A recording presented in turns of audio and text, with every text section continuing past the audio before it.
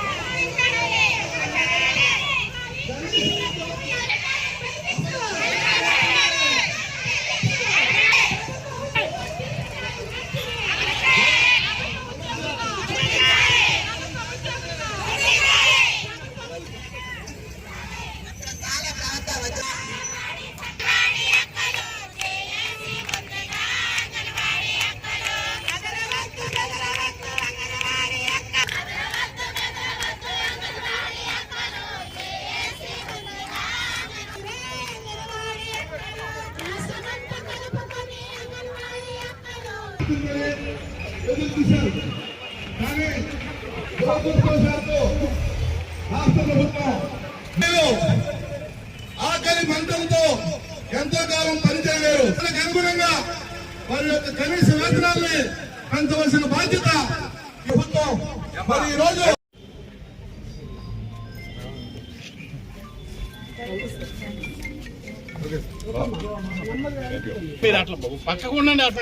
జగన్ గారు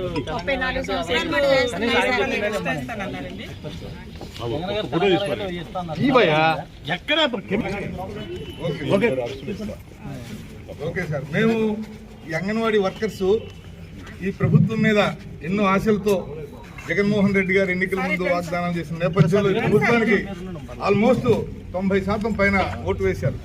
కాబట్టి ఈరోజు వాళ్ళు పెరిగిన ధరల నేపథ్యంలో వారి ఆదాయాలు సరిపోవట్లేదు. వారు ఆకలి కడుపులతో పనిచేయ యొక్క జెన్యూన్ ప్రాబ్లంని సరిచేయడానికి, సమస్యలు పరిష్కరించడానికి మీరు మీ వంతుగా ఈ రాష్ట్ర ప్రభుత్వానికి, జగన్మోహన్ రెడ్డి గారికి కూడా విన్నపం చేసి పరిష్కరించవలసిందిగా మిమ్మల్ని anganwadi workers and helpers union తరఫున మేము అందరం విజ్ఞప్తి చేస్తున్నాం.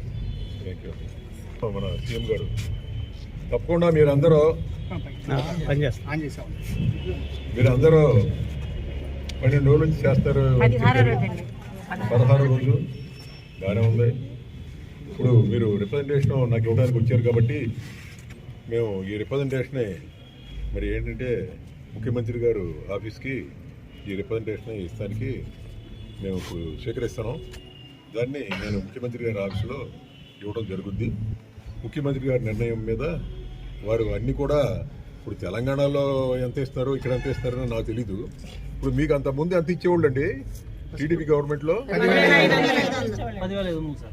ఇప్పుడు టీడీపీ గవర్నమెంట్ 2018 జూన్లో 2018 జూన్లో మనకి 2019 జూన్లో 1000 రూపాయలు పెంచేసారు జగన్ గారు. 2019 జూన్లో 4 years నుంచి వేతనాలు అదే వేతనాలతో పనిచేస్తున్నారు సార్.